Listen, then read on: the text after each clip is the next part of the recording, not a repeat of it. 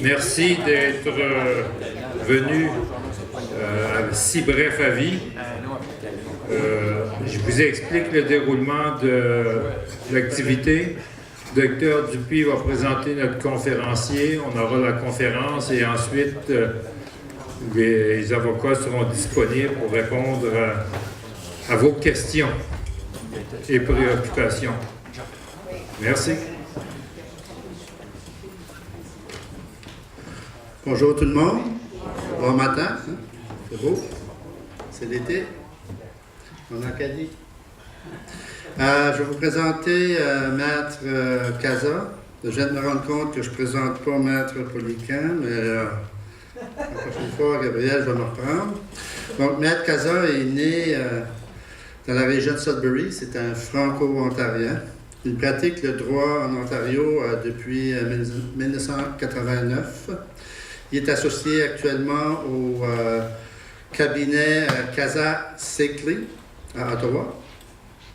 Sa renommée, en tout cas, pour nous, probablement c'est parce qu'on le connaît mal, c'est dans le combat contre le gouvernement de Mike Harris en Ontario pour la sauvegarde du statut de l'hôpital francophone qui est l'hôpital Montfort à Ottawa. Ici au Nouveau-Brunswick, dans les dernières années, il a travaillé à la défense de l'enveloppe égalitaire pour les écoles francophones de la province. Maître Casa a récemment reçu la médaille du barreau. Apparemment que ça se donne assez facilement, les médailles du barreau. En 2011, ça a été une bonne année pour Maître Casa. Il a été sélectionné par ses pairs pour être inclus dans les plus récentes éditions de la liste des meilleurs avocats au Canada en litige corporatif et commercial. La même année, Benchmark Canada identifie Maître Casa comme l'un des plaideurs prééminents en litige de la province. Il aime de parler, comme vous allez voir plus tard. Puis, il a fait beaucoup de conférences. Je ne vais pas toutes vous les nommer, ça ne finirait plus. Il va nous entretenir avec un maître Poliquin et sur la nécessité des revendications des droits constitutionnels clairs en matière de santé en français au Nouveau-Brunswick, ainsi qu'ils vont faire un retour sur les événements de la dernière année et la pertinence à la revendication de nos droits en santé. Maître Casa et Maître Poliquin.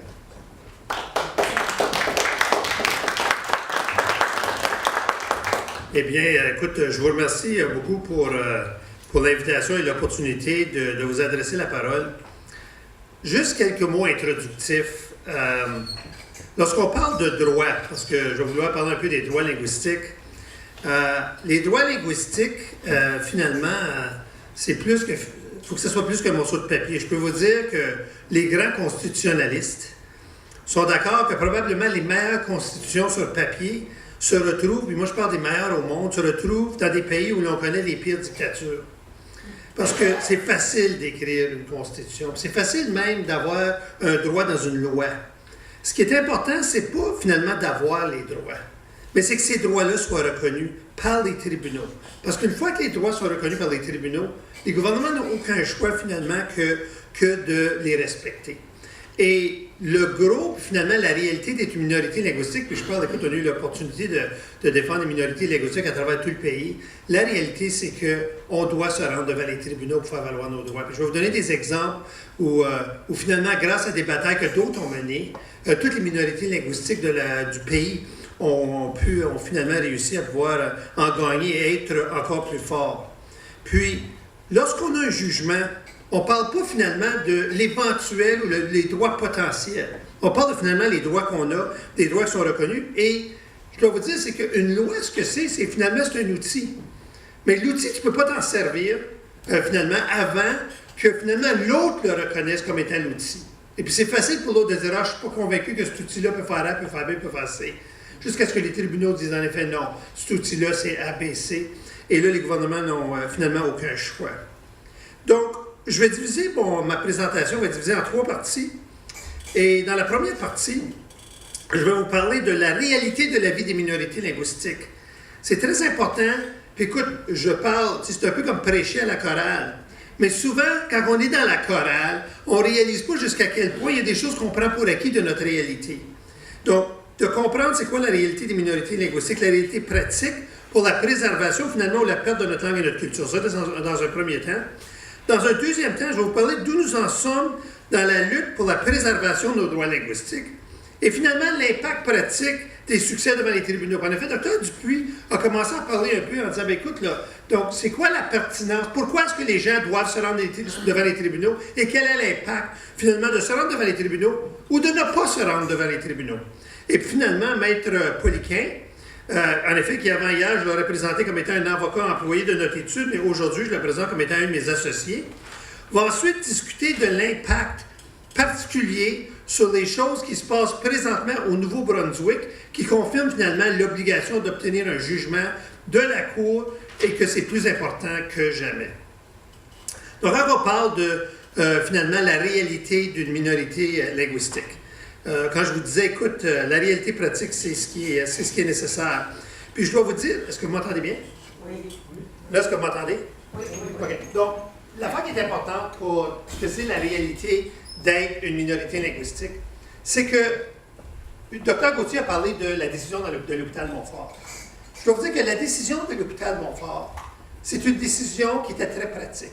Et je dois vous dire que même si on utilise le mot droit linguistique, ça n'a rien à voir avec des avocats, ça n'a rien à voir avec des juges. Ça a tout à voir avec les minorités linguistiques et leur réalité.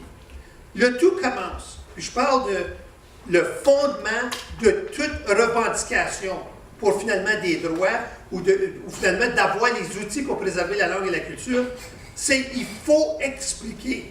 Il faut que finalement la Cour, la juge, le juge, la Cour d'appel, la Cour suprême du Canada, doit commencer par soit comprendre ou se rappeler qu'est-ce que c'est la réalité de vivre comme membre d'une minorité linguistique. Et la réalité de vivre comme membre d'une minorité linguistique, c'est que, et il n'y a aucune exception, je parle de tout le monde dans cette salle, je parle de finalement tout le monde que vous connaissez, c'est que chaque matin, littéralement, lorsque vous vous levez, ce matin, le 22 juin, vendredi, on se lève et on se dit, les membres de la communauté francophone, les Acadiens au Nouveau-Brunswick, les Franco-Ontariens en Ontario, les Franco-Albertains en Alberta, ils se disent, écoutez, est-ce qu'aujourd'hui, je vais continuer à faire des efforts pour préserver ma langue et ma culture? Parce que la réalité, c'est que la seule façon, finalement, de préserver sa langue et sa culture, c'est de faire des efforts. Parce que tout ce qui nous entoure, littéralement, puis je parle finalement, surtout la majorité anglophone, mais les médias, et finalement tout ce qui existe, toute l'infrastructure qui existe, nous pousse à vivre en anglais. Nous pousse finalement à vivre en anglais, qui fait qu'il faut toujours faire des efforts si on veut préserver notre langue et notre culture. Et la réalité, c'est que lorsqu'on parle d'assimilation, et les gens nous disent, écoutez, c'est quoi l'assimilation? Mais l'assimilation, c'est lorsque ton voisin, ou ton frère, ou ton fils, ou ta fille, ce matin a décidé, moi je ne fais plus d'efforts. Moi, ça ne va pas la peine de faire des efforts. Puis c'est là, finalement, le début, ou finalement, c'est l'assimilation. Donc, il faut comprendre que l'objectif de tous les droits linguistiques, l'objectif, il y en a un, c'est celui-ci. C'est d'envoyer un message à tout le monde, continuellement, que ça vaut la peine de continuer à faire les efforts qui s'imposent pour préserver notre langue et notre culture. C'est finalement l'objectif des droits linguistiques. C'est très pratique. Donc, lorsqu'on fait toutes les analyses, puis on regarde tout ce qu'on a à faire, puis on regarde notre dossier de preuves, puis on regarde toutes les situations, on se pose toujours la même question. On se dit, OK, qu'est-ce qui se passe dans cette situation-là? Qu'est-ce qui se passe qui fait que le message qui découle, le message que moi j'ai en tant que membre d'une minorité linguistique, c'est que ça ne vaut pas la peine que je continue à faire des efforts pour préserver ma langue et ma culture. Et si c'est le message que je reçois, il y a une violation de mes droits linguistiques.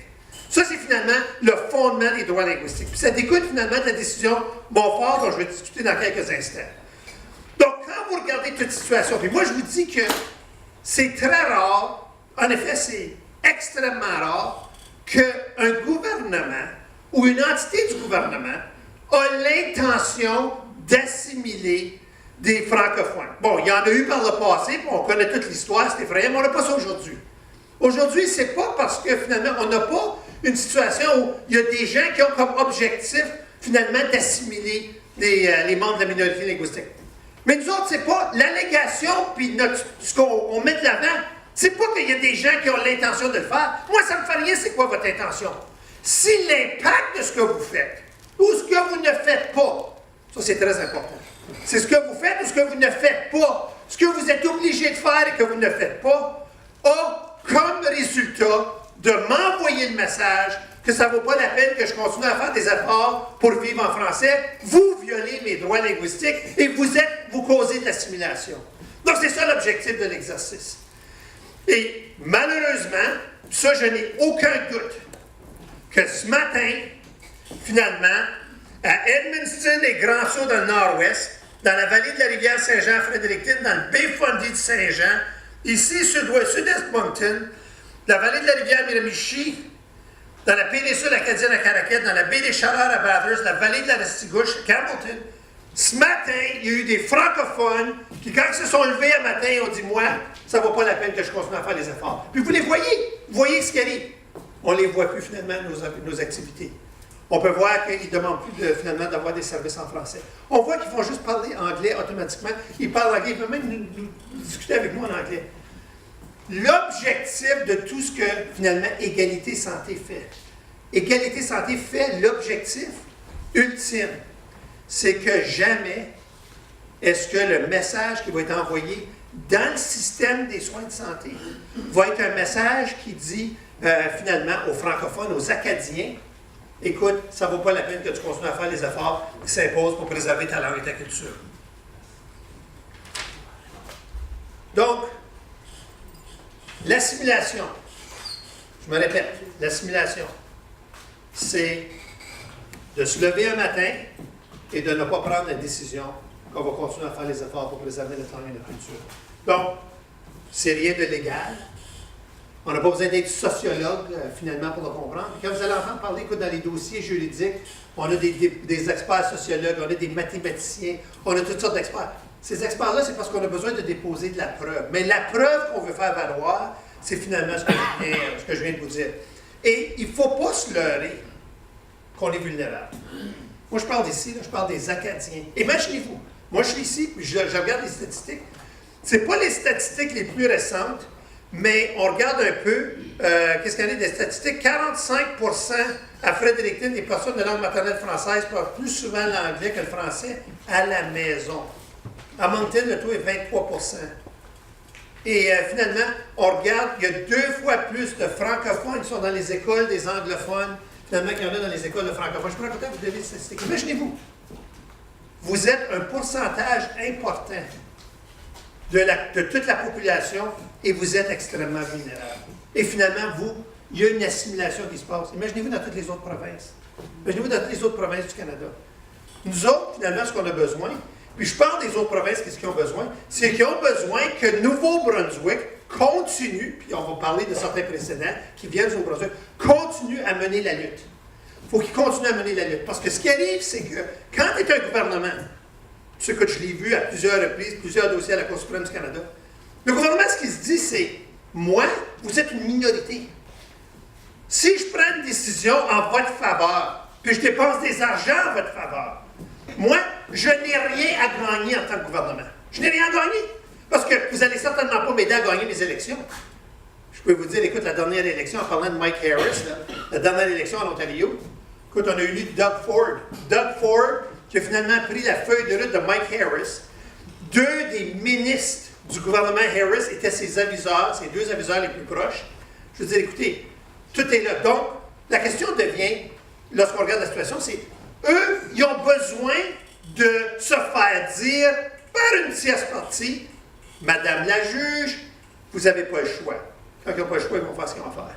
C'est ça, c'est la raison pourquoi on doit se rendre presque toujours devant les tribunaux. Quand je dis presque toujours, je vais vous expliquer que finalement, dans certaines situations, ce n'était pas nécessaire finalement de s'y rendre. Bon, avant de parler de la dimension pratique, de finalement l'impact pratique de se rendre devant les tribunaux, je vais vous parler un peu de le succès, si on veut, je vais vous donner une feuille de route de ce que les minorités linguistiques au Canada, puis je parle de toutes les minorités linguistiques, incluant les minorités linguistiques anglophones au Québec, ce qu'ils ont gagné au cours des années.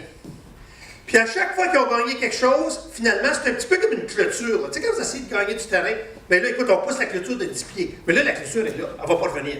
Mais l'idée, c'est de continuer à pousser la clôture, finalement, en gagner de plus en plus.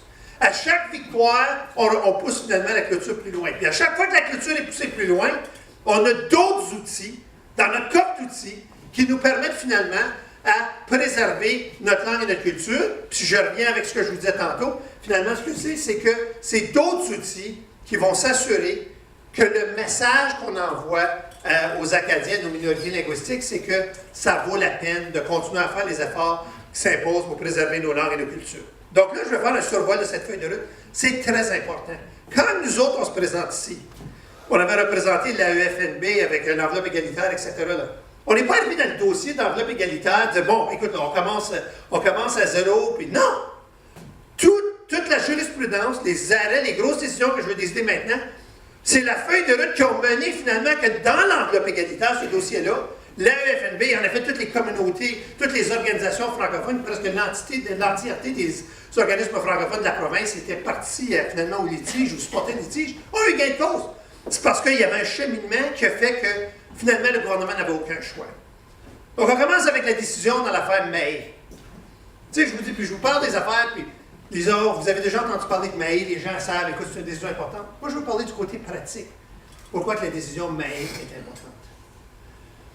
Dans la décision May, si vous lisez la décision, ce que la décision dit, c'est que la Cour suprême du Canada, en 1990, a dit, écoutez, les minorités linguistiques ont le droit à leurs écoles, mais ils n'ont pas juste le droit à leurs écoles, ils ont le droit à des établissements. Finalement, ça, ces établissements-là, ça veut dire que tu as aussi le droit, finalement, d'obtenir, d'avoir, pas seulement des écoles, mais tu as le droit d'avoir des conseils scolaires. Bon, c'est ça que ça dit. Donc moi, je vous dis ça, l'avocat, puis bon. Là, je ne prendrai pas de recul, je vais vous expliquer c'est quoi l'impact pratique, parce que c'est toute pratique, sur les minorités linguistiques de finalement cette décision-là. Parce que dans la décision, je vous lis des courts extraits, c'est vraiment court. Donc, un des extraits, c'est « Malgré la différence dont font généralement preuve les gouvernements démocratiques envers ces droits, il survient des occasions où la majorité peut être tentée de passer outre à des droits fondamentaux en vue d'accomplir plus efficacement et plus facilement certains objectifs collectifs. Et l'autre, une constitution peut chercher à garantir que des groupes minoritaires vulnérables bénéficient des institutions et des droits nécessaires pour préserver et promouvoir leur identité propre face aux tendances assimilatrices. Mais ce qu'ils ont dit, c'est... Donc ça, c'est finalement les gros, c'est ça qu'on cite. Mais quand on a plaidé Montfort, quand on a fait finalement l'enveloppe égalitaire, puis quand on fait égalité santé, on retourne à Montfort, on retourne à Mailly, on dit « Hey, ce que la Cour suprême a dit, c'est que quand tu as des institutions comme des écoles, qui sont essentielles finalement à la survie de ta minorité, finalement de ta langue et ta culture, il faut que tu aies contrôle de ces institutions-là. » C'est ça que quand ils disent, quand ils ont statué qu'on devait avoir nos conseils scolaires. Pourquoi qu'on devait avoir nos conseils scolaires? C'est parce que si tu n'as pas tes conseils scolaires, il n'y a rien qui se passe pour préserver les droits des minorités linguistiques. C'est pas parce que les gens sont de mauvaise foi. Je reviens au thème que je vous ai dit au début. Il n'y a personne qui suggère que les anglophones sont de mauvaise foi. Donc je dois vous dire, il y en a des anglophones qui sont de mauvaise foi. Il y en a, puis il y en a bien moins aujourd'hui qu'il y en avait il y a 10 ans, puis qu'il y en avait il y a 20 ans, puis il y en a qui en avaient 50 ans. Il y en a beaucoup moins. Il y en a moins. Ils meurent tranquillement un petit peu. Les écoles d'immersion. Les écoles d'immersion ont fait beaucoup pour éteindre, finalement, tout ce sentiment anti-francophone qui pouvait exister dans certaines parties de la communauté. C'est finalement le gros cadeau des écoles d'immersion. Le gros cadeau. À certaines mesures, c'est peut-être un petit peu un cadeau empoisonné quand les francophones commencent à fréquenter ces écoles-là, parce que ça, c'est de l'assimilation. Mais ça, c'est une autre question. Les écoles d'immersion, pour les anglophones, c'est extraordinaire. Bon. Mais pourquoi on a besoin de la gestion? Mais c'est parce que les francophones et les minorités, on a des besoins spéciaux. Je vais en parler dans quelques instants. On a des besoins spéciaux. C'est pas pareil offrir n'importe quel service à des membres de minorités linguistiques que ça l'est offrir des services à la majorité. C'est pas la même chose. C'est différent. Et si tu n'es pas un membre de la minorité, puis ça, la Cour suprême du Canada le dit dans Maé, si tu n'es pas un membre de la minorité linguistique, C'est pas que tu es de mauvaise foi, mais tu n'es pas en mesure, finalement, de prendre en considération ces besoins-là parce que tu ne les connais pas. Tu n'es pas en mesure de les connaître, tu n'es pas en mesure, finalement, de répondre à ces besoins-là. C'est pour ça que c'est essentiel d'avoir la gestion de nos institutions. Là, on parle de nos institutions, on parle de nos écoles. Mais ce n'est pas différent de toutes les institutions. C'est quoi? Qu'est-ce qu'on a à l'école? On a une éducation. Qu'est-ce qu'on a dans les hôpitaux? On a des soins de santé. Tu regardes toutes les institutions. Ils ne sont pas là pour finalement donner de la culture et de la langue, mais la réalité, c'est qu'il y a une grosse partie, il y a un rôle important, finalement, dans toutes ces institutions-là, à envoyer un message. Le message, est-ce que ça vaut la peine que je continue à faire les efforts? Ou est-ce que ça ne vaut pas la peine que je continue à faire les efforts qui s'imposent pour préserver ma langue et ma culture? Prochaine décision. Une décision, finalement, qui vient du Nouveau-Brunswick. En effet, qui vient pas du Nouveau-Brunswick, vient de Nouvelle-Écosse. C'est pas mal proche, là, c'est pas la même affaire. Mais il y avait des gens du Nouveau-Brunswick qui ont travaillé sur le dossier. Là, on vient de voir que la Cour suprême du Canada a énoncé, écoutez, voici un outil. L'outil qu'on a mis dans le coffre d'outils, toutes les minorités linguistiques, les Acadiens mettent dans le coffre d'outils. La Cour suprême a dit, ça a dit ça à tous les gouvernements, j'ai besoin d'avoir finalement la gestion de mes institutions pour être en mesure de préserver ma langue et ma culture. Doucette Boudreau. Dans le dossier Doucette Boudreau, le gouvernement de la Nouvelle-Écosse se présente devant les tribunaux, la communauté francophone, une communauté beaucoup plus vulnérable que finalement les Acadiens du Nouveau-Brunswick, se présente devant la Cour. Écoutez, on a droit à 5 écoles, des écoles secondaires, etc. On a besoin de différentes écoles dans la province. Le juge rend sa décision. Oui, vous avez le droit à ces écoles-là, puis en vertu de vos droits linguistiques. Et là, le gouvernement se lève, le juge a prononcé sa décision, ils ferment leur livre, le juge dit non. Soyez-vous, là, j'ai pas fini. Là, les juges du procureur général de la Nouvelle-Écosse disent non, vous avez fini. Vous avez rendu votre décision, nous autres, on va aller respecter ça. Il dit non. Il dit, je connais cette histoire-là de vous allez aller respecter ça. Ça finit pas là. Bon, on va vous dire ce qui va arriver maintenant. Là, je vous ai dit que vous avez un devoir. Ça, c'est le juge qui parle. Avec les parents qui sont dans la salle, je vous ai dit que vous avez le devoir, vous aviez une obligation de, finalement, bâtir des écoles. Bon, vous avez toute cette obligation-là depuis 1985, 82, après il y avait 3 ans, début des années 80, vous avez l'obligation. On se retrouve à l'année, je ne sais pas, fin des années 90, vous ne l'avez pas encore fait. Bon, donc, voici, on va faire un petit plan, un plan pour avoir les écoles. Je vous donne, on va dire, je ne me souviens pas exactement, mais 5 mois pour aller me revenir avec les propriétés que vous avez achetées puis les plans d'architecture pour bâtir des maisons. Vous allez revenir dans 8 mois, vous allez avoir creusé, etc. Dans 1 an, les écoles vont être bâties, etc. Les avocats du procureur sont allés à la cour d'appel de Nouvelle-Écosse. Je dis, écoute, le juge ne peut pas commencer à nous dire comment on va respecter nos jugements. Puis la cour d'appel a dit, oui, si vous avez raison, écoute, faites ce que vous faites. Puis si les parents ne sont pas d'accord, ils vont pouvoir venir devant les tribunaux. Les parents sont allés à la Cour suprême du Canada. La Cour suprême du Canada, dans un jugement, je dois dire qu'il a surpris plusieurs personnes. On dit, d'habitude, un juge ou une juge ne devrait pas être en train de prendre contrôle de son jugement pour ensuite s'assurer qu'il est mis en vigueur.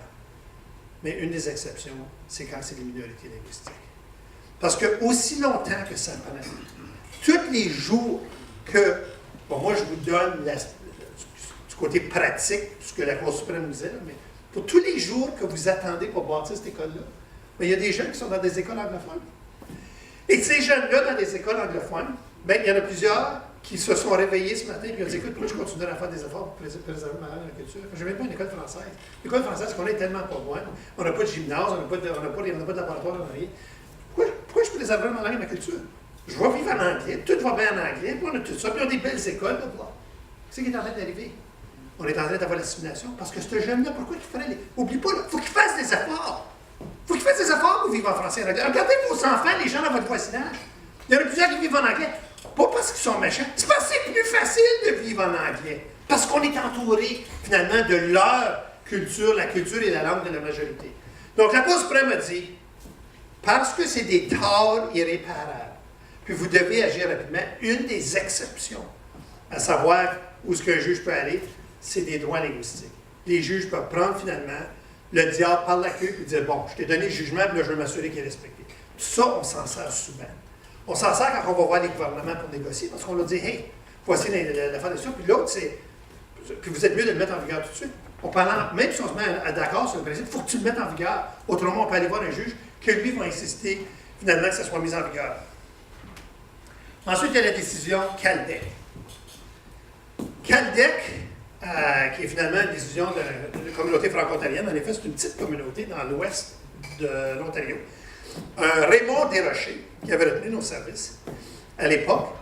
Et puis, finalement, écoute, c'est une affaire d'un centre de développement économique. Puis, il y en avait un qui était francophone, puis il y en avait un qui fonctionnait en français, puis l'autre qui fonctionnait en anglais. Puis, celui qui fonctionnait en anglais, ils ont éliminé celui en français, mais ils ont commencé à offrir des services en français dans celui qui était en anglais. Fait que finalement, ça a fini à la Cour suprême du Canada. Bon, on est à la Cour suprême du Canada et le jugement de la juge Charon, une franco-ontarienne en effet, de la Cour suprême du Canada, le message est celui-ci.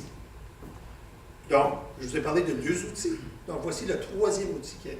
Ça, c'est un outil qui est pertinent dans le dossier d'égalité santé. L'outil, c'est celui-ci.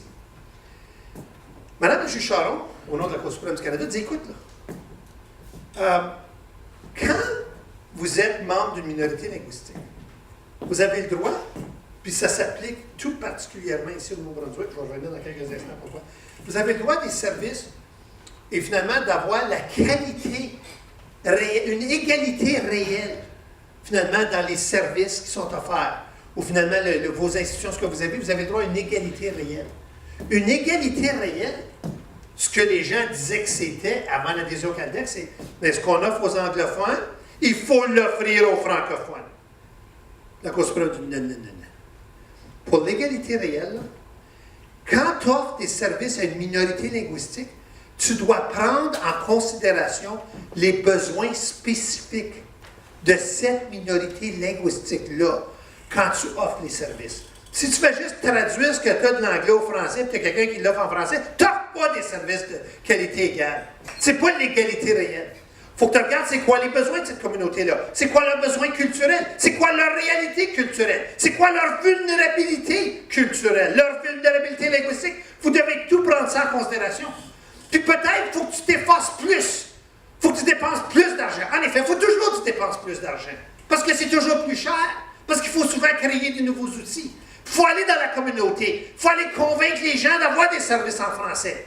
Il faut les convaincre finalement qu'on va prendre en considération leurs besoins. Donc voici l'outil. C'est quoi l'outil? Bien, on se présente devant les tribunaux dans le dossier d'égalité santé. On se présente et on dit, écoutez, là, venez pas me dire que vous faites la même affaire que vous faites aux anglophones. Non!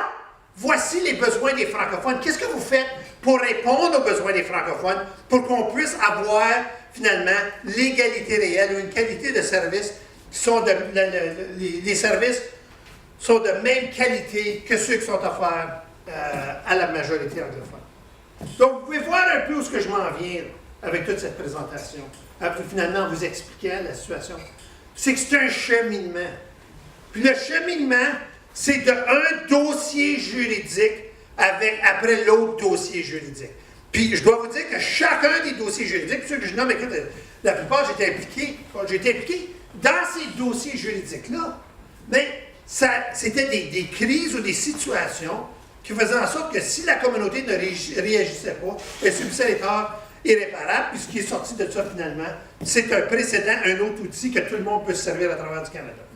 Le prochaine décision qui est assez récente, c'est une décision qui s'appelle, c'est finalement l'École Rose des Vents en Colombie-Britannique. Bon.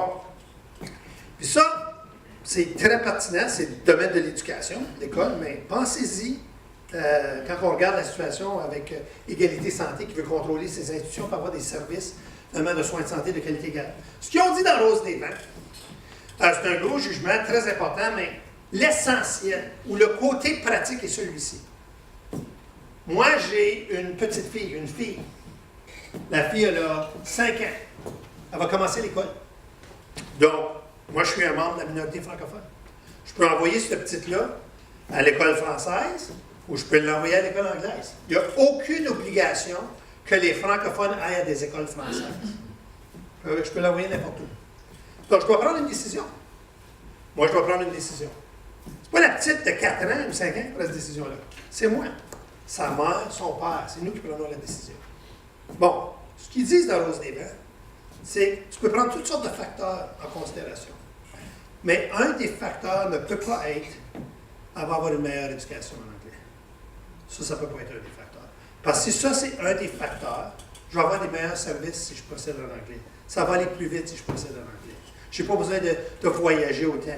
Tout va aller mieux si je procède en anglais pour avoir mes soins de santé. Ça ne peut pas être un des facteurs. Parce que tu ne peux pas sacrifier, finalement, la qualité de service. Moi, je parle des services de soins de santé, des services d'éducation pour ta petite. Tu ne peux pas sacrifier ça, finalement, la qualité, parce que tu veux préserver ta langue et ta culture.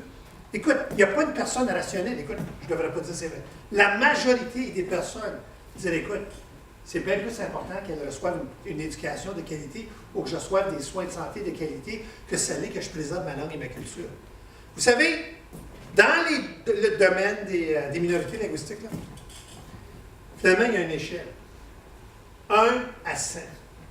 100, c'est du monde comme Jacques Verge. Que si tu leur disais, écoute, si tu continues, si tu veux préserver ta langue et ta culture, je vais te couper un pied. Il dirait, coupe mon pied. Non. Jacques Verge et d'autres. Dr. Gauthier et d'autres personnes. Ça, c'était un extrême.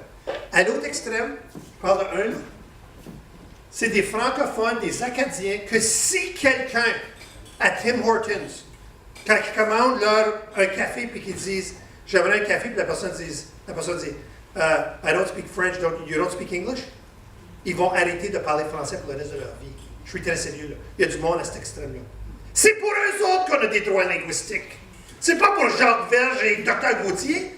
C'est pour ceux qui sont à l'autre extrême, ceux qui sont prêts à décrocher.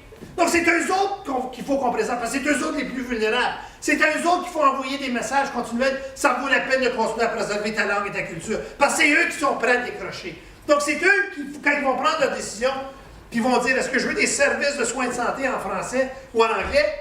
Puis qui décident, ils prennent leur décision de les avoir en français, bien, ils n'ont pas sacrifié la qualité, finalement, du service.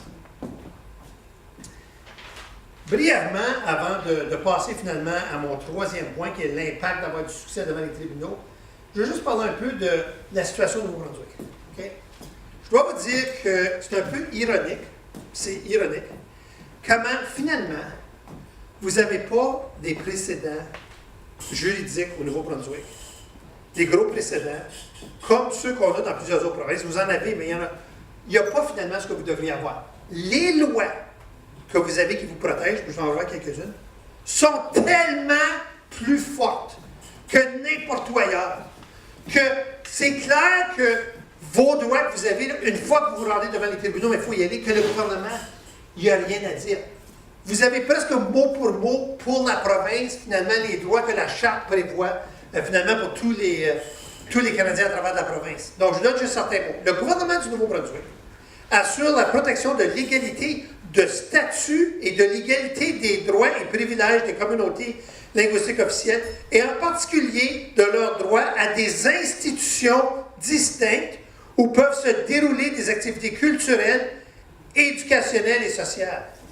Donc, vous avez dans votre loi, qui est une loi quasi-constitutionnelle, parce qu'elle traite de sujets, des principes fondamentaux, écoutez, vous avez un droit à des institutions. Mais c'est drôle. Vos institutions, on peut voir les décisions du gouvernement, soit qui ne sont pas respectées, ou ils minent finalement leur existence ou leur capacité de jouer leur rôle. Continue.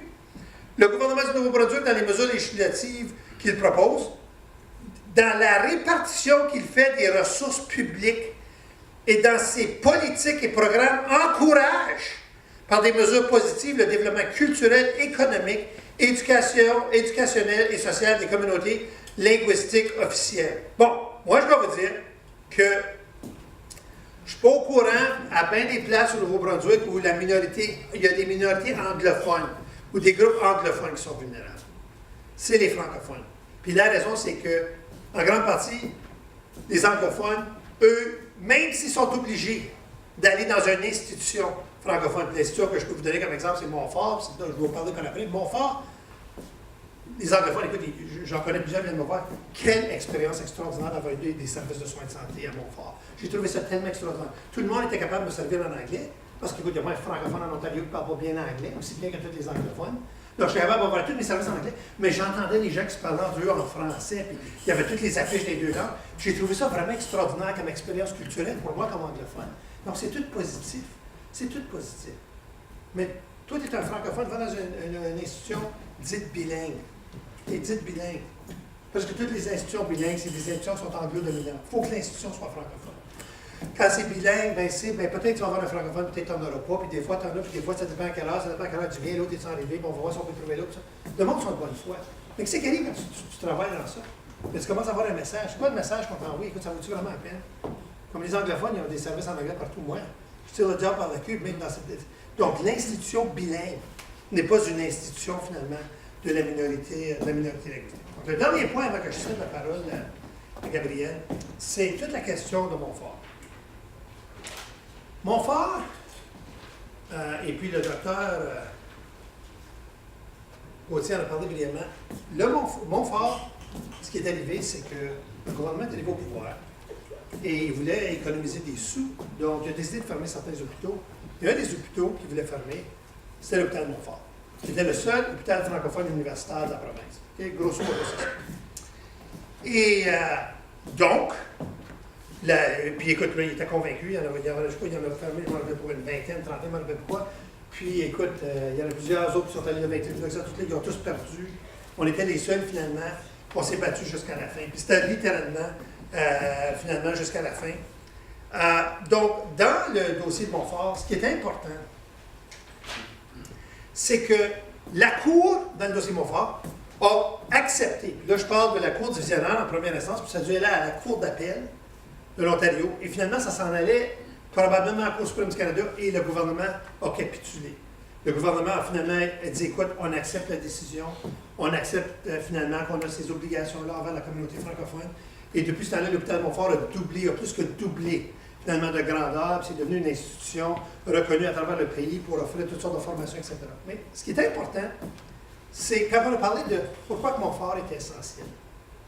Montfort est essentiel, ça n'avait rien à voir, je dois vous dire, avec le fait qu'elle offrait des services de soins de santé. Ça, c'est important parce que l'égalité santé, ce qu'on veut préserver, c'est des institutions de santé.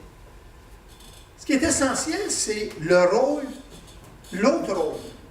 L'autre rôle que la Cour, finalement, a dit est aussi important que des services de soins de santé.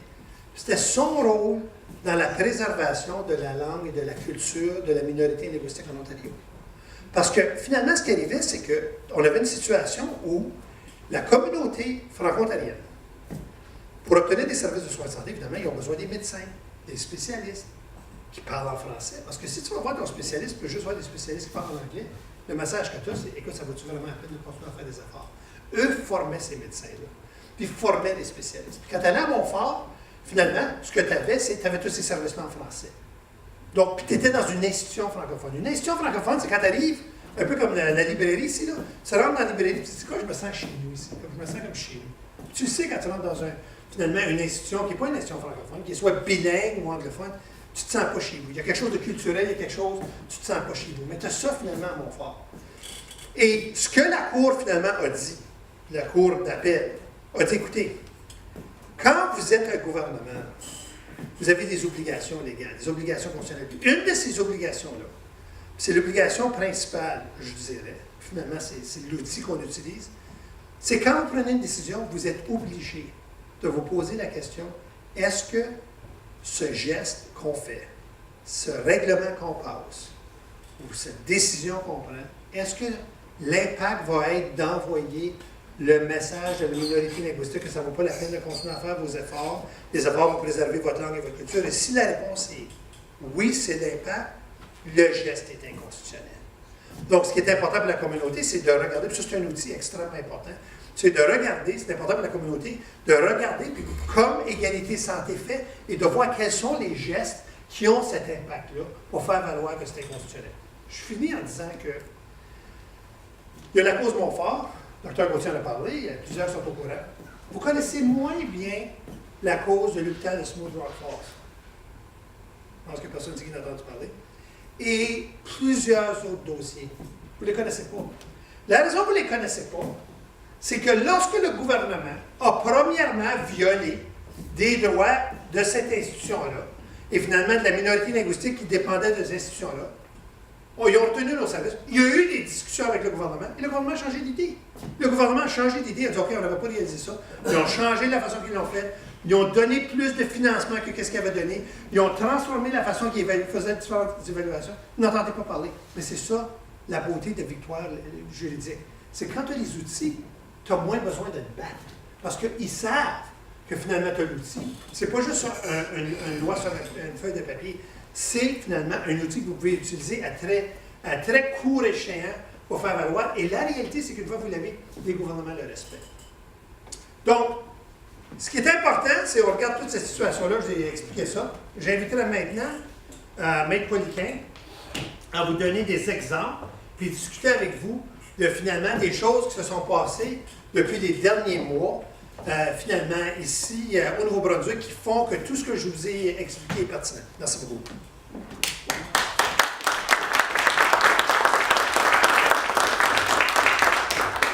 Alors, merci Ronald, merci à tous aussi d'être venus. Effectivement, comme Maître Casa vous l'a expliqué, bon, vous avez illustré l'importance de faire valoir des droits, justement pour qu'on puisse dire, quand le gouvernement agit de façon contraire aux intérêts de la communauté, qu'on ne fait pas juste dire « Ah ben, l'article 16.1 nous protège. La loi sur l'égalité des communautés devrait nous protéger. » Le gouvernement n'écoute pas ça. On leur écrit des lettres. On leur écrit des lettres. Mettons qu'il y a le dossier de l'extramural, le dossier des services extramuraux dont je vais parler. On leur écrit des lettres disant « Mais ça, c'est clairement contraire à la Constitution. » Le gouvernement dit « Non, merci. On a reçu votre avis, là, mais finalement, on va procéder quand même. » Pourquoi ils peuvent faire ça? Bien, c'est parce qu'il n'y a pas de jurisprudence. Donc, on est dans une situation un peu ironique, comme vous disait Ronald, où la communauté acadienne et francophone a des droits beaucoup plus explicites que les franco-ontariens, mais il n'y a pas de jurisprudence. Puis, comme il n'y a pas de jurisprudence qui vient déclarer noir sur blanc, oui, l'article 16.1 protège pas juste les institutions d'enseignement, il protège aussi les institutions de soins de santé. C'est pas marqué dans 16.1, c'est pas marqué littéralement. Mais il faut qu'un tribunal se prononce sur cette question-là, pour justement que ce soit très clair. Puis quand le gouvernement agit de façon contraire, on peut ensuite prendre la jurisprudence et leur dire « Ah, c'est marqué ici, là, vous n'avez pas le droit de faire ça. » C'est ça l'importance. Puis, bon, Dr. Dupuis puis Jacques Verge nous taquinent un petit peu, disant « Ah, c'est des avocats de l'Ontario. » Mais la réalité, c'est que même si on vient de l'Ontario, puis on pratique en Ontario, on pratique beaucoup au Nouveau-Brunswick, puis on suit l'actualité du Nouveau-Brunswick de près. Moi, tous les jours, je lis l'Acadie Nouvelle, puis je lis le Times Transcript, puis Moniteur acadien, qui malheureusement n'existera plus. Puis, tous les jours, j'espère que je vais avoir une nouvelle comme Ah, aujourd'hui, bon, le gouvernement a fait telle chose en santé pour les francophones. Ça arrive très rarement. Même que ça arrive pas mal jamais. Il y a des petits contre-exemples, puis je vais en parler, mais foncièrement, ça n'arrive jamais. Puis pourquoi? Ben, c'est parce que le gouvernement peut agir contrairement aux intérêts de la communauté. Le gouvernement a le droit de faire ça. Tant et aussi longtemps qu'on n'a pas une jurisprudence qui dit le contraire. Okay? Donc, je vais repasser un petit peu les différents dossiers que vous connaissez tous bien au Nouveau-Brunswick en matière de santé, où le gouvernement, selon moi, selon nous, a agi de façon contraire à la communauté acadienne et francophone, contraire à ses intérêts. Et puis, ces situations-là auraient pu être évitées si on avait justement ce papier-là de la Cour, une ordonnance qui dit « Ouais, les institutions de soins de santé doivent être égales, doivent être de qualité égale. La communauté acadienne et francophone doit avoir la gestion puis le contrôle de ces institutions de soins de santé. » Tant aussi longtemps qu'on n'a pas ça, le gouvernement va continuer de mal agir. Donc, je vais repasser 3 dossiers. Puis je sais qu'il y en a plus, puis on peut en discuter pendant la session de questions. Je vais repasser le dossier de l'extramural, puis l'insérer dans ce contexte-là. Je veux parler de Saint-Quentin, puis Grand-Sault. Puis, en dernier lieu, je veux parler des foyers de soins de santé. Donc, le service extramural, vous connaissez comme moi, depuis un bon bout de temps, le gouvernement galant parlait de privatiser les services extramuraux, parlait aussi de privatiser les services d'alimentation, d'entretien, puis de transport. Ça se parlait. Puis, dans les deux cas, Égalité Santé a écrit des lettres au gouvernement pour dire « Mais de quel pouvoir est-ce que le ministre, sur quel pouvoir le ministre se base pour privatiser ces services-là? » N'oubliez pas, il y a 2 choses. D'abord, un ministre ne peut pas agir en dehors de la loi. Et le ministre a seulement les pouvoirs dans la loi. La loi sur les régies régionales au Nouveau-Brunswick dit très clairement que ces services-là, extramural, entretien, alimentation, etc., c'est sous la responsabilité des régies seulement. Le ministre n'a rien à faire avec ça. Fait que s'il y a quelqu'un au Nouveau-Brunswick qui peut décider de privatiser un service, c'est seulement les régies. Donc, Égalité Santé a écrit des lettres au gouvernement. Des lettres tellement bien écrites, on aurait pensé que c'est un avocat qui les a écrites. Qui demandait, bien, justifiez-vous. Parce que si le ministre n'agit pas dans le cadre de la loi, on peut aller en cour et demander une ordonnance, justement, de la cour qui dit le ministre il n'avait pas le droit de faire ce qu'il a fait. Puis ça annule sa décision. On appelle ça la révision judiciaire. Donc on demande au gouvernement, de quel pouvoir vous faites ça? Puis il nous répond, non, on a le droit, puis ils disent quelque chose d'assez vague. Bon, ça c'était les services d'entretien qui ont commencé à parler de ça. On n'a jamais eu de réponse satisfaisante du gouvernement. Et pour l'extramural, on a écrit les mêmes lettres. Le gouvernement nous est revenu. Il nous a dit, oui, on a le droit, c'est notre pouvoir de politique générale. Ça n'existe pas, ça, en passant. Puis ils l'ont fait. Ils ont décidé, le 1er septembre 2017, de privatiser ce qu'ils appellent la gestion du programme extramural. Bon, le programme extramural, on sait ce que c'est. C'est des services à domicile, de soins de santé. Et puis, bon, ces services-là sont régis, sont gérés par les régies. Extrêmement important d'avoir une qualité parfaite de soins de santé en français pour ce qui est de l'extramural. Bon. Quand on parle de services de soins de santé en français, on pense souvent au cas classique où on se rend à l'hôpital, puis on veut, on s'est cassé une jambe ou quoi, puis on demande des services en français. Supposez que vous êtes à Fredericton, vous cassez une jambe, vous allez à l'hôpital Chalmers, puis vous dites bonjour, je suis cassé une jambe, j'aimerais des services en français. Puis on vous dit, oh, I'm sorry, I don't speak French, but I'll find someone who does. Bon, le service n'est pas parfait, mais c'est un hôpital, il y a bien du monde, ils ont l'obligation de vous desservir en français. Puis, tout probablement qu'ils vont trouver quelqu'un. C'est pas parfait, je sais, mais dans un hôpital, ça se trouve du monde qui parle français, puis vous allez avoir votre service en français. Service extramuraux, par exemple, vous êtes chez vous. Vous êtes chez vous, mettons que vous avez un pansement qui doit être remplacé, ça fait 2 jours que vous attendez, puis on vous dépêche une infirmière pour remplacer votre pansement. Puis elle sonne à la porte, elle dit « Bonjour madame, merci d'être venue. Mon pansement commence à saigner ou quoi, puis je veux qu'il se fasse remplacer. » Puis l'infirmière vous répond « Sir, I don't speak French. » Est-ce que vous allez vraiment vous dire, vous allez lui dire « Tort! Rentrez chez vous, je veux du service en français. » Mais non, votre pansement, il faut qu'il soit remplacé. Vous n'allez pas attendre un autre 4 jours pour avoir du service en français. Vous allez dire « All right then. » Il m'a fait changer mon pansement en anglais. Mais c'est pas correct, ça. Puis ce serait contre les obligations du gouvernement d'offrir des services dans les 2 langues. Bon, juste l'importance, la différence marquée entre un service extramural et un service à l'hôpital, c'est qu'il faut absolument assurer le service en français. Bon, 1er septembre 2017, le gouvernement décide, on va réunir les services extramuraux qui étaient offerts par les différentes régies, puis on va confier ça à Médavie. On va le réunir avec Ambulance Nouveau-Brunswick, on va le donner à Médavie pour qu'il gère ça. On ne donne pas vraiment de raison pourquoi. On dit des choses vagues, que Médavie a un système informatique, des choses comme ça. Aucune justification du gouvernement. Et puis, bon, tout de suite, littéralement tout de suite, là, comme le ministre a annoncé ça le 1er septembre 2017, je ne sais pas, à 11h. À 11h07, la commissaire aux langues officielles publie un communiqué de presse disant « Je suis très inquiète de cette décision-là du gouvernement. » Pourquoi? Parce que Médavie gère déjà Ambulance Nouveau-Brunswick, puis ça fait des années qu'ils ne respectent pas leurs obligations en matière linguistique. Comme il y a tout un historique de ça, que vous allez sur le site web de la commissaire, vous allez le trouver. Comme il y a beaucoup de difficultés, Médavie a beaucoup de difficultés à respecter ses obligations. Et là, on leur donne les services extramuraux, ça n'a pas de bon sens. Je veux dire, on ne peut pas s'attendre à ce que les services extramuraux soient gérés aussi bien qu'ils l'étaient en matière de qualité du français. Bon, fait que là, Égalité Santé réécrit les mêmes lettres. Ben, de quel pouvoir est-ce que vous faites ça? On ne peut pas faire ça. On nous répond les mêmes choses vagues. On amène une requête en révision judiciaire justement pour obtenir l'ordonnance de la Cour. On ne l'a pas fait pour les services d'entretien parce que le ministre n'a vraiment jamais pris de décision, jusqu'à récemment. On va reparler. Donc là, on va en cours, puis c'est le ministre qui a donné raison à Égalité Santé. Qu'est-ce que le ministre a fait? Il niait au début qu'il n'y avait pas les pouvoirs. Qu'est-ce qu'il a fait? Il a changé la loi pour se donner justement les pouvoirs de privatiser les services extramuraux.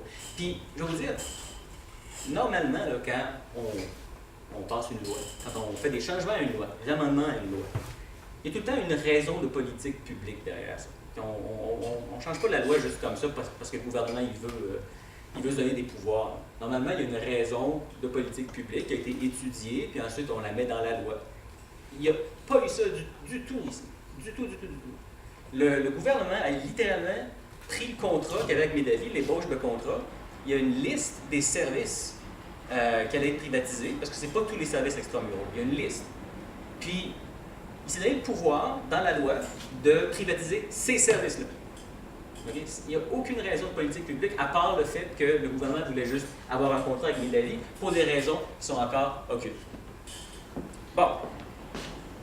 La requête en révision judiciaire n'a pas fonctionné. Là, maintenant, oui, la Cour aurait dit, ben, le ministre, il s'est donné le pouvoir, il a le pouvoir. Mais ce combat-là était très important. L'action que l'Égalité Santé a prise en amenant cette requête en révision judiciaire-là a eu des effets. Puis l'effet est le suivant, c'est que, vous vous rappelez les lettres qu'on écrivait pour ce qui est des services d'entretien, d'alimentation et de transport? Bien, dernièrement, vous avez vu ça.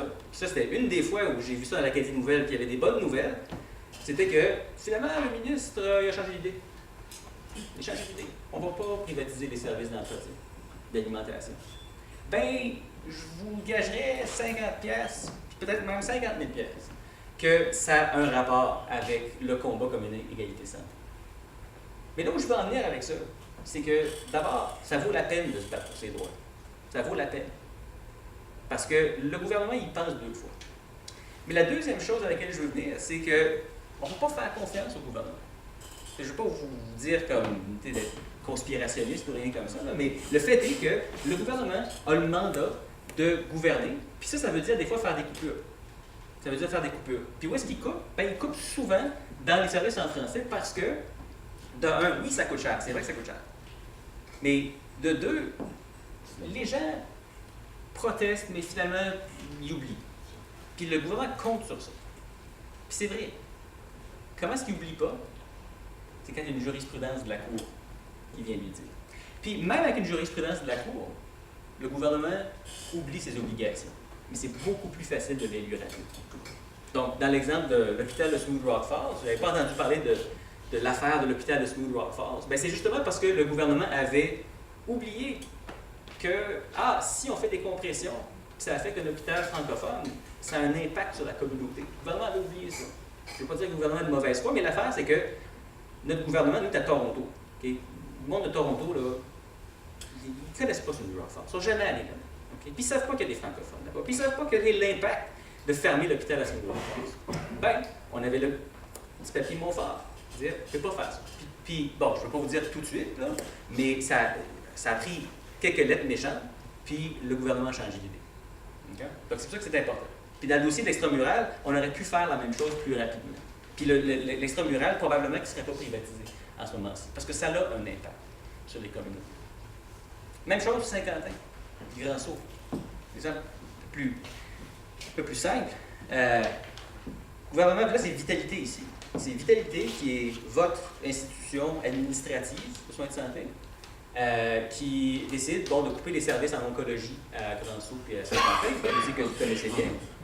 Puis comment est-ce que ça a un impact sur la communauté, ça? Bien, la régie décide, on va juste donner des services d'oncologie à Edmundston. Les gens vont voyager de Saint-Quentin puis de Grand Sault. Puis ils vont aller à Edmundston pour recevoir leur service en français, service d'oncologie en français. Mais la réalité est autre, hein, parce que vous savez comme moi que, surtout les gens du Grand Sault, ils ont le choix.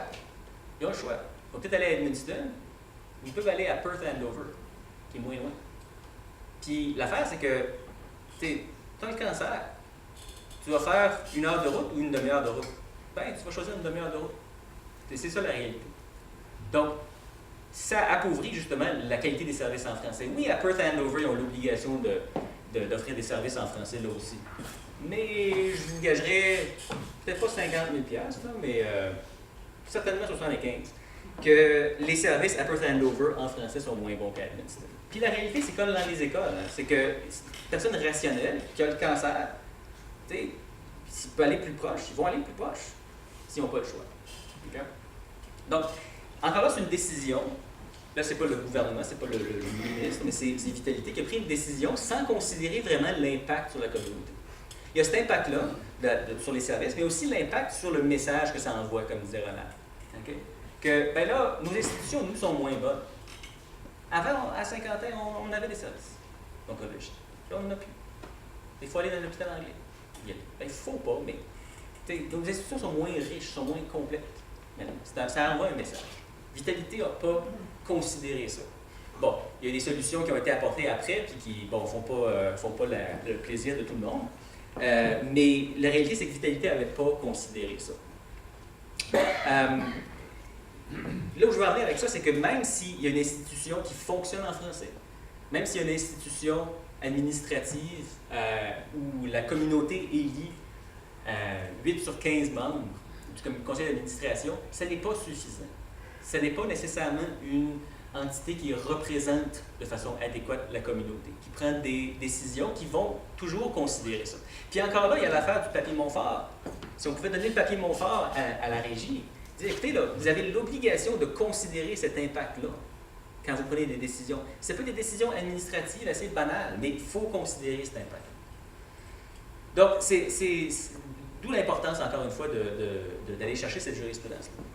Je finis avec les foyers de soins de santé. Le problème des foyers de soins de santé, c'est que c'est une entité privée. Les foyers de soins de santé au Nouveau-Brunswick sont des entités privées, comme en Ontario d'ailleurs. Puis en tant qu'entité privée, n'ont pas d'obligation sur la loi sur les langues officielles, à première vue. Puis la réalité, c'est que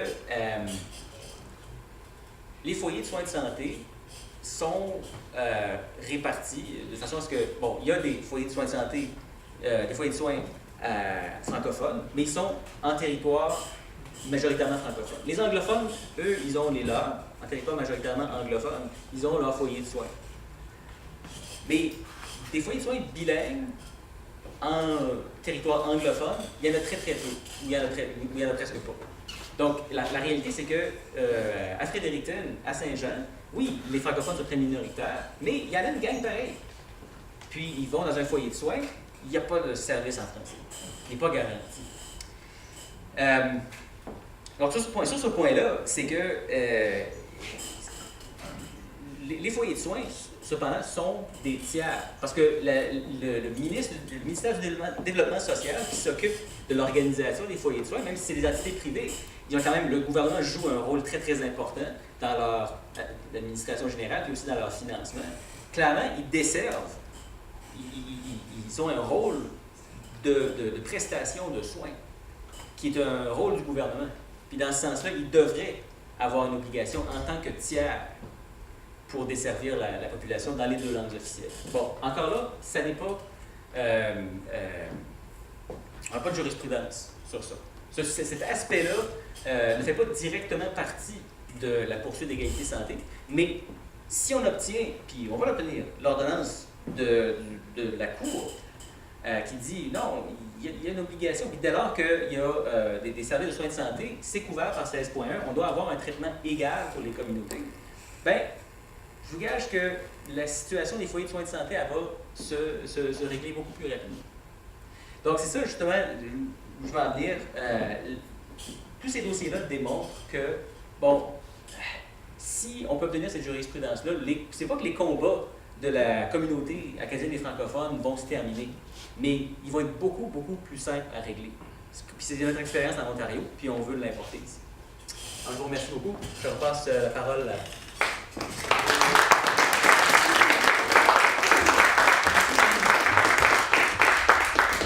J'ai oublié de me présenter, c'est Jacques Verge. Autrefois, c'était Verge, c'est Verge. Et je suis content de savoir que Dupuis devient Gauthier en Ontario. C'est vraiment intéressant, ça. On va passer à une période de questions, 5 à 6 questions, pas de la même personne. Si vous avez levé la main, je vais apporter le micro.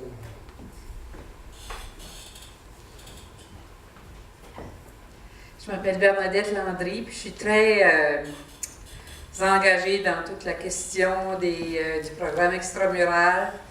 Je me demande si, avec la nouvelle loi que le gouvernement nous a passée en dessous du tapis comme un hypocrite, si on a encore des recours possibles, c'est quoi nos chances qu'on récupère l'extramural? Oui, c'est une excellente question. Merci.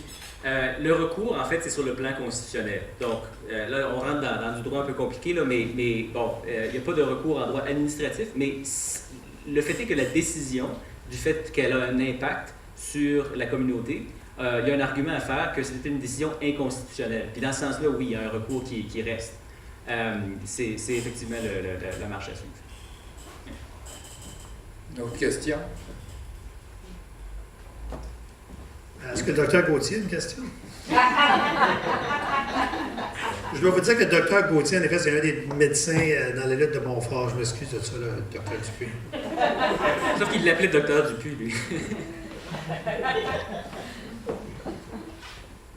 Vous parlez de jurisprudence, puis je me demande si on peut y aller loin en arrière.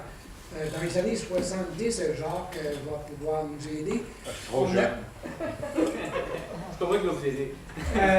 Dans les années 70, 68, 69, on a eu des luttes épiques pour avoir nos propres systèmes scolaires avant le contrôle. Bien sûr, il y a des lois qui sont écrites depuis, il y a des, etc. Est-ce qu'on pourrait y aller chercher ou gratter quelque chose là-dedans pour trouver des arguments ou de la jurisprudence qui pourrait nous éclairer, disons, dans le débat actuel? Non, en effet, c'est une bonne question parce que la réalité, c'est que quand on parle des décisions récentes, là, 90, ça, c'est toutes des décisions qui ont commencé dans les années 70.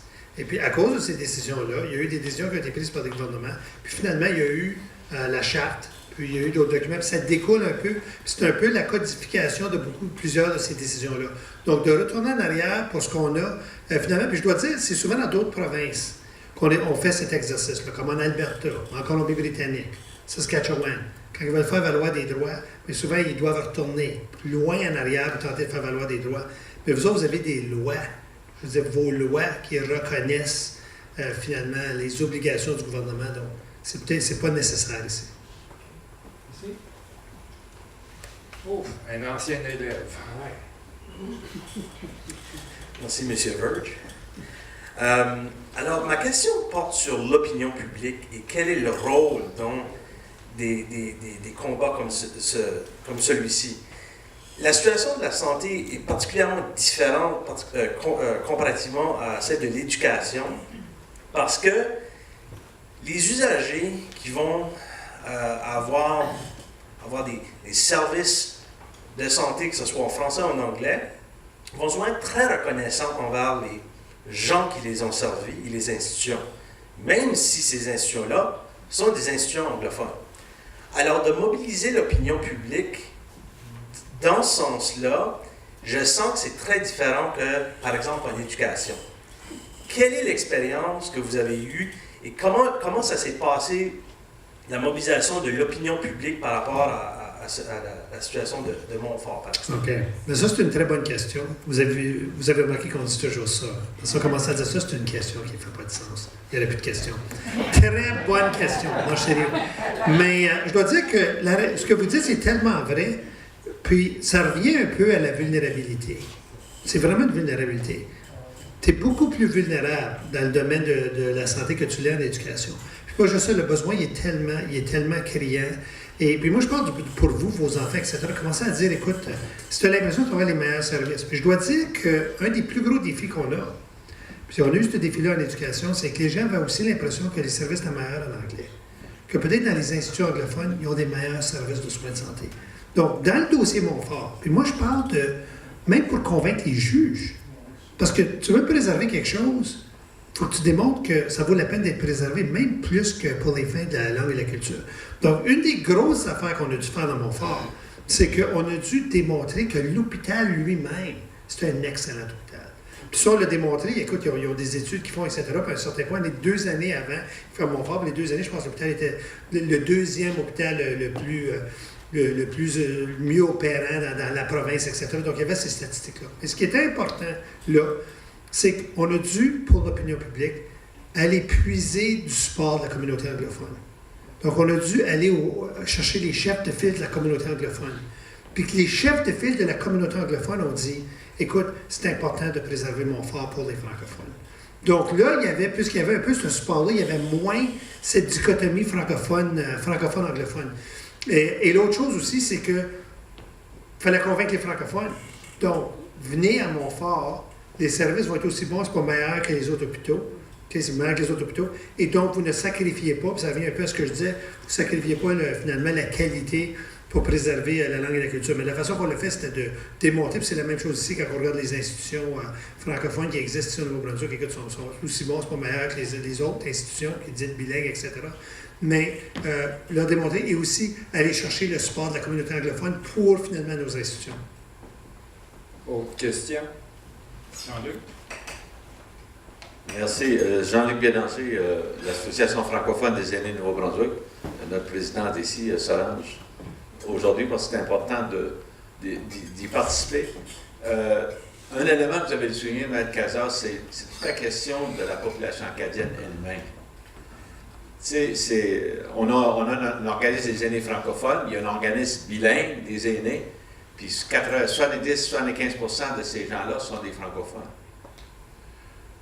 Donc, on a un travail énorme à faire à l'intérieur de notre population, de prendre des positions, puis de faire avancer des dossiers parmi eux. On a ce phénomène-là au Nouveau-Brunswick, on dirait que les gens qui sont francophones, on est bilingues, ils sont bien fiers de ça, puis ils peuvent parler les 2 langues. C'est correct, tu peux en parler une 3e et 4e si tu veux. C'est pas ça qui est le cas. Mais là, ce qui vient à s'identifier dans beaucoup de domaines, nous, on est bilingues. Et c'est un défi qu'on a parmi cette population-là de réaliser, de demander des services en français, puis d'insister, puis de continuer à le faire. Mais très souvent, on va dire comme en langage, ils vont switcher plus facilement en anglais. Si quelqu'un, au niveau du service, ils vont répondre en anglais. Ils vont pas. Donc, c'est un défi qu'on a. Le défi aussi, on a un gouvernement qui a eu, je dirais, des députés francophones, le plus gros nombre élus actuellement, ce gouvernement-là ici. Puis vraiment, quand on regarde sa fiche les dernières 4 années, c'est pas mal fait. Même à critiquer la question du commissaire des langues officielles de certaines choses. Donc, il faut le faire dans beaucoup de dossiers. Mais on dirait que notre population, puis même on a des députés francophones qui vont se présenter de nouveau avec ce parti-là. On dirait que c'est comme, je regarde Shediac, je parlais aux gens de Shediac, puis le maire qui se présente, qui est candidat, on dirait qu'ils ne réalisent pas qu'ils se font enlever des éléments de gestion, de gouvernance locale qu'ils ont, qui va être remplacé par un secteur privé qui ne va pas s'occuper nécessairement de la communauté comme telle, sauf des services, puis sont là pour faire des profits. Mais on dirait que les gens vont encore, on semblerait qu'ils vont voter encore pour ce même parti-là. C'est comme, puis c'est pas parce que l'autre parti conservateur est mieux l'un que l'autre, dans ce contexte-là. Mais on dirait que ça ne considère pas les tiers partis. Donc, c'est vraiment un défi. C'est pour ça qu'on dit souvent, nous autres, en niveau de l'association, mais même notre monde, il y a du travail à faire avec notre monde, de s'embarquer. Je ne sais pas, je ne dirais pas qu'ils sont naïfs, je ne dirais pas qu'ils ne sont pas renseignés, mais on dirait que, je ne sais pas, ils ont de la difficulté à embarquer d'une certaine façon. Puis la question de travailler ensemble, s'entraider, puis ainsi de suite. Donc, c'est un défi qu'on a. Puis c'est certain que les lois sont là, puis les gouvernements seraient censés les respecter, mais ils ne le font pas. Ils sont les premiers à ne pas respecter la loi. Ils sont les premiers. Puis ils ont voté ces lois-là. Donc, c'est certain qu'on a besoin d'aller peut-être plus aux tribunaux. Les gens disent, là, les francophones, ils utilisent trop l'élément juridique, puis ainsi de suite. Tu sais, là, ils peuvent faire ça de d'autres façons. Mais par mon expérience, ça n'a jamais été le cas. Il faut vraiment aller jusqu'au bout. Puis c'est ça, de faire en sorte qu'on ait des cas où on peut les démontrer, puis y avoir une jurisprudence. Donc, mais on continue d'y travailler, puis c'est certain que si chacun fait sa part, mais chez nous, les aînés, on a fait que ce qu'on peut. Les gens disent que le gouvernement nous met sur la liste noire. Il semblait que ce gouvernement-là, si tu n'es pas d'accord avec lui, ben, tu es comme sur une liste noire, supposément. Pas de jugement. Mais après ça, nous, on a des dossiers, on a des projets qu'on va faire avancer. Est-ce parce qu'on n'est pas d'accord avec le gouvernement, on nous bloque dans beaucoup d'éléments de projets ou de programmes qu'on devrait ou on pourrait faire. Merci. Où est Solange? Solange? OK. Non, j'ai un message pour Solange. Okay, premièrement, je dois dire que chaque année, je trouve que les aînés ont l'air de plus en plus jeunes. J'ai remarqué ça, je suis comme, mon Dieu, ils n'ont pas l'air comme des aînés, ce monde-là.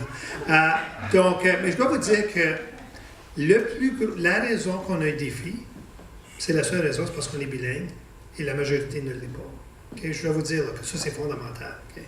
Dans d'autres pays, si on va en Europe, comme exemple, plusieurs membres de la majorité, en effet, la grande majorité, parlent aussi les langues des minorités. Donc, la question d'assimilation ne se présente vraiment pas parce que quand tu es dans une réunion, tu peux parler la langue que tu veux, puis les autres répondent dans leur langue, tout le monde se comprend.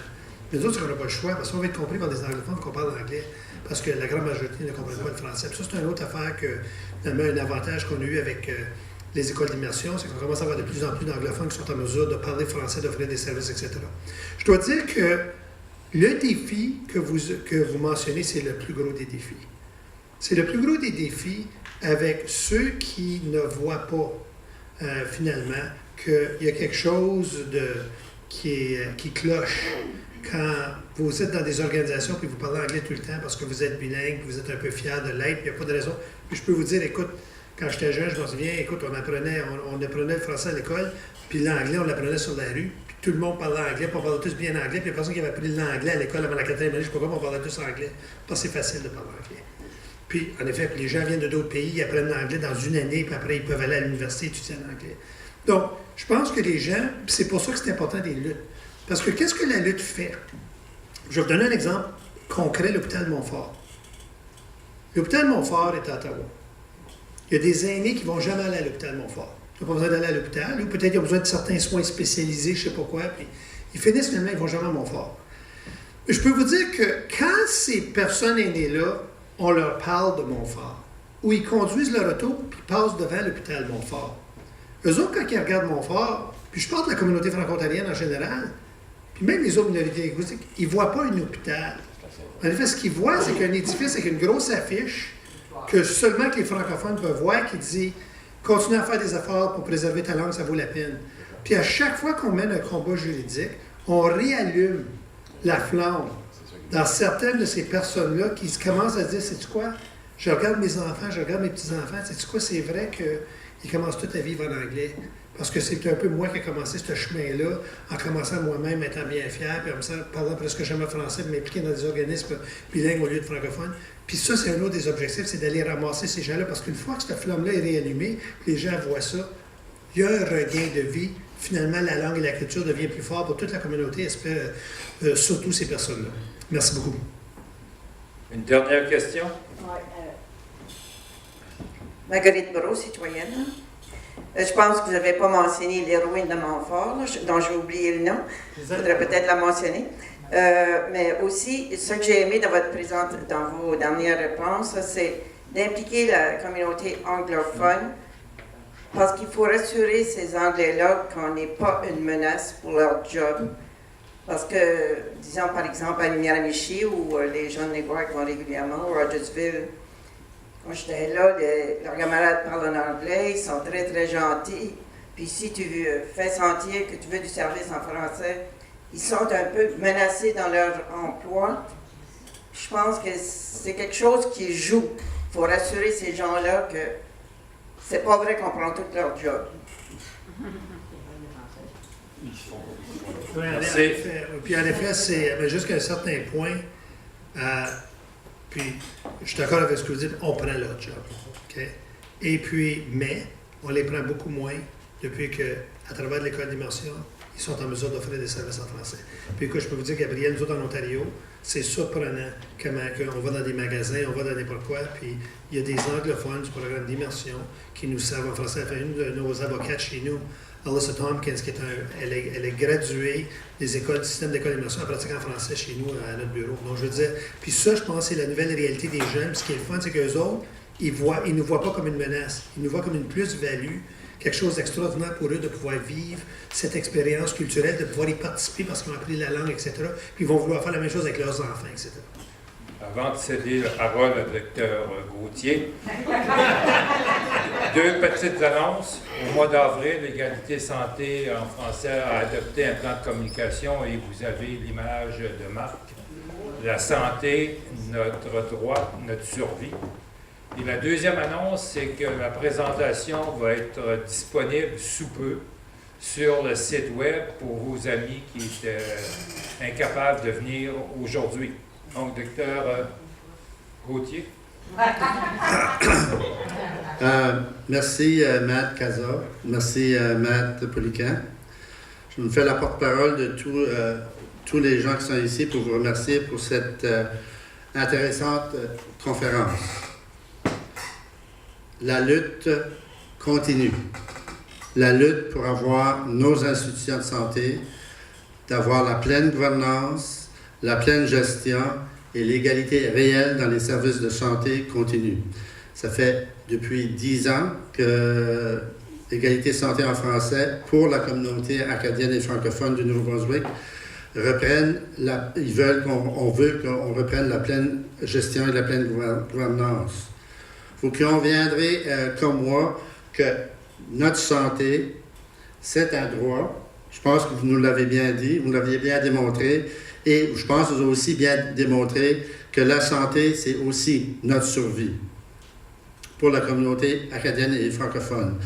La privatisation de la gestion des services de soins de santé, comme le service ambulancier et le service extramural sous l'entité de Médavis, vient fragiliser la gestion et la gouvernance du système de santé public francophone au Nouveau-Brunswick.